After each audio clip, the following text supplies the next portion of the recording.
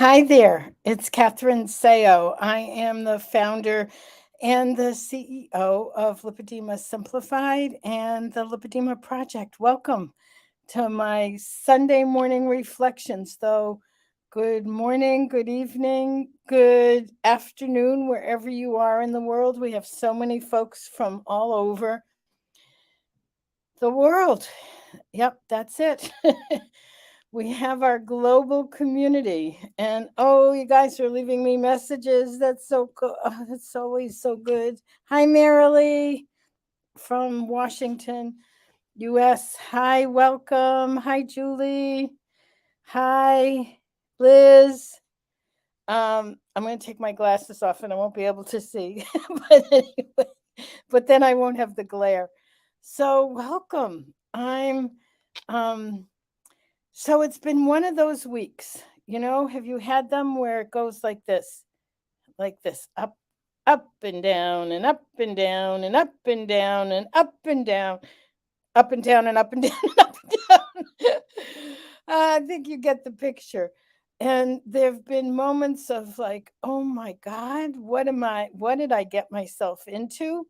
And moments of, oh my God, this is totally amazing. How did this happen?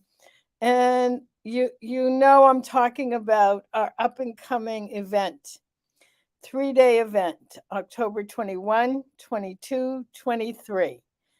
And actually, we have a welcome reception on Thursday, the 20th. And I'm in the midst of putting together a bonus. You should know this about me by now. There's always more happening than we have time to fit it in. And rather than squish things together, I'm expanding a bit. So there's just so many exciting things happening. So, okay, I'm going to take a deep breath. I'm going to have a sip of my tea. Mm, that's good tea. I really like my teas. Um, and I'll talk about this heart to heart. It's called heart to heart, lipedema and lymphedema. Heart to heart. Uh, Collaborative 3-day virtual event. Now, this is our fifth event. We've had 4 others that we call symposiums because they were symposiums. And perhaps you've heard me talk about this. A symposium, I'm a professor. I'm very ensconced in the academic um, environment, if you will, and the scientific environment, which is a good thing. And the way that we do conferences, symposium, and congresses, and I've presented and been at all of the above all around the globe, in person and virtual. Um, but the way that it's usually done is that there's an opening talk, a plenary session, a keynote that sets the tone for the conference. And then we have guests, usually expert speakers, come in. And sometimes there's a Q&A and sometimes there isn't. Sometimes there's a panel and somebody moderates the panel. So the questions are all sort of come through another professional who then asks the question of the presenters. Well, several months ago, as I was looking at, first of all, I was looking at myself and I was looking at our community. And I was sort of processing how much of what I've learned has come from the experts, yes, but from the community. I'm always learning from you, from the community, and we learn together. And as that knowledge base grows, we then are able to share it more freely with as the community grows with everyone coming into the community.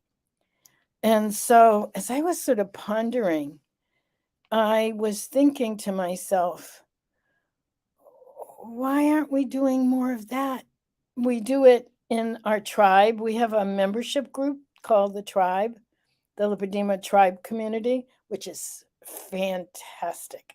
And we are going to be hearing a lot more about it during the upcoming event because we usually open it in June and in January. Those are the two windows. But we have gotten so many requests and so many people have asked. We're actually going to open it up again. But we have done a lot of tweaking and changing and upgrading it.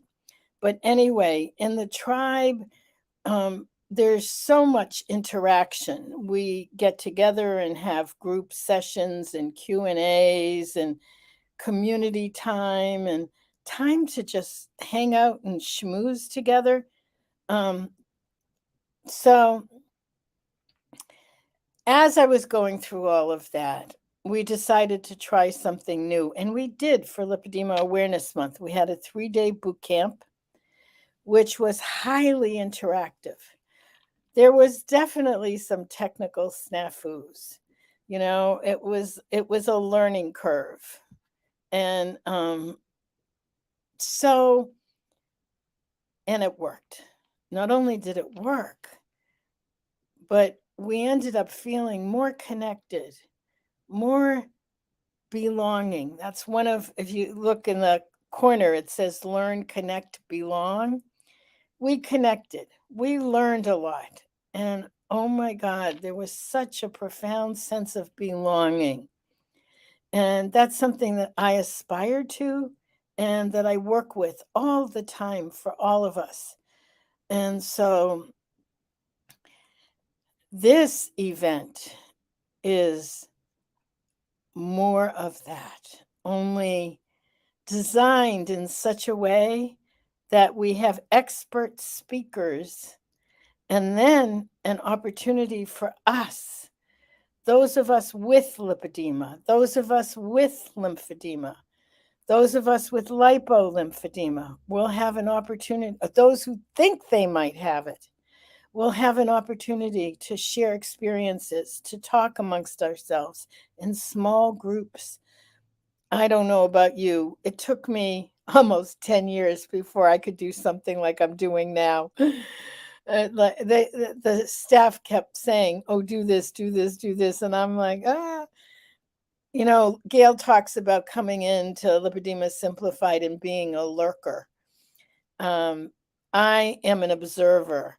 When I first came into groups like this, live groups like this, many years ago, really in the 80s and early 90s, that's 1990s, late 1980s, early 1990s, I would sit in the back of the room and oh my God, I wasn't able to even barely say more than, "Hi, my name is Catherine," you know, and it took me months to do that. So if observing is your style, I totally understand it. And lurking as well. Lurkers and observers are welcome. But if you're ready to dive in, this is for you because this is an opportunity to not only share your own experience, but to share what works, what doesn't, to get an opportunity to hear that from others and to start building up your own toolkit as to what can work best for you with these diseases. It's taken me a long time. Let me say that again, a long time to get. It's not ever going to go away, at least not in my lifetime. I hope in yours. But I'm going to be dealing with this probably for the rest of my life, for however long that is. And I say that because I'm 73, I'm about to turn 74. It can't be here all that much longer. So, for those years to have the ability to manage this and to keep increasing my comfort levels, um, and that's what this is about. I'm pretty sure I put a link. There should be a link in the caption, which is I think above, could be below, but above or below. And so if you haven't already, please sign up.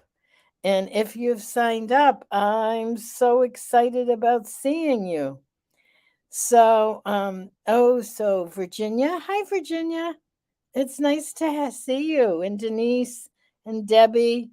Um, hi you. Hi ladies and Josie. Hi. So we are excited. I should say I am excited. I am a little nervous in terms of, this whole new dimension gives a whole different layer of technology. We've hired a tech team. Um, and I'm going to just say, this is me, heart to heart, that our purpose, as always, is to support the lipedema community, is to support you. Whenever you're listening to this, whether it's, during when we're live or sometime during the week, in whatever time zone you're in, we, you know, I come to you once a week just to offer hope, that there is hope, that there is a way that you can manage this in your life with support, and you don't have to do it alone.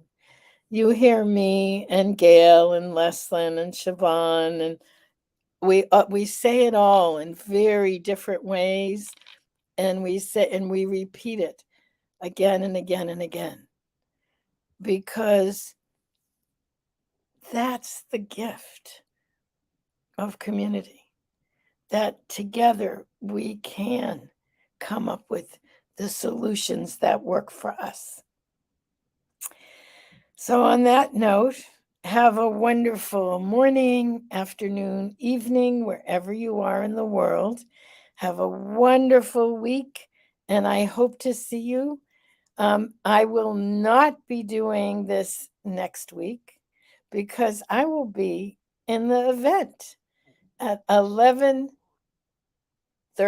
a.m. Eastern Time. We will be in the middle of the event, and I'll actually be giving a talk. The talk that I'm giving, it's living. The segment is living well with a chronic disease. And then, as I was putting all of this together, I went even deeper. And the title of my talk, you ready? I'm really excited about this. Is the title. Give me a drum roll. Give me another drum roll. What would you do if you knew for sure that you could not fail? What would you attempt to do if you knew you could not fail? Can I say it a few more times? What would you attempt to do if you knew you could not fail? That's my screensaver. It's been my screensaver, one of them. I have a few, but one of them for I don't even know how long. It must have been, it's got to be at least close to 20 years. As a professor, I am a thesis advisor. So I would be on thesis committees, and I would guide and support and teach my students. And it was a master's program, so their master's thesis. And I would put that up as a slide. What would you attempt to do if you knew you could not fail? And I would always encourage my students to pick a topic for their thesis that they would fall in love with. Make this you're going to be living, breathing, just with this topic for a long time. It usually would take sometimes 6 months to a year for someone to complete a thesis. And I would always encourage them, are you passionate about this? And we would have these great conversations. I love my students. In fact, I still have some of them are still in my life, which is amazing. After 20 years, I hear from them. I see their pictures of their kids, and oh, it's just the most wonderful thing. As you can tell, I love what I do. And one night, actually, because I had evening classes, I put up the slide and I was talking to it, and it was like, boom, something struck me. And it was around the time that so it's about over 10 years ago, when I was dealing with, um, you know, the misdiagnosis and trying to figure out what was going on in my body. And after having maintained a very significant weight loss for over almost 28 years, 27 years, I was gaining weight again and I couldn't figure it out. And I saw that and I said to myself, holy cow, all these years I've been giving this to the students. This is for me. What would I attempt to do? And I knew that the one thing that I could unequivocally commit to, unstoppably. That was a friend of mine called me unstoppable. We sat and we watched Lorenzo's Oil, which is one of my favorite movies, and in it there's a mystery disease that they couldn't figure out. They eventually figure it out in the movie, and my friend Jacinta and I was sobbing. And I was like, what would I do? Well, of course, that's what I would do. I would figure out and come up with a cure for lipedema. I mean, at that point, I didn't have a name for it, but I knew that something was wrong and I wanted to find out what. Well, this is a longer story, so you'll have to come to hear it at the event. But that's my talk. What would you attempt to do if you knew you could not fail? Mine is come up with the answers to lipedema. So on that note, bye. Have a wonderful, wonderful week, and I hope to see you the later this week at the Lipedema and Lymphedema Heart to Heart, a collaborative 3-day virtual event. Bye. I love you. I'm so happy to be here.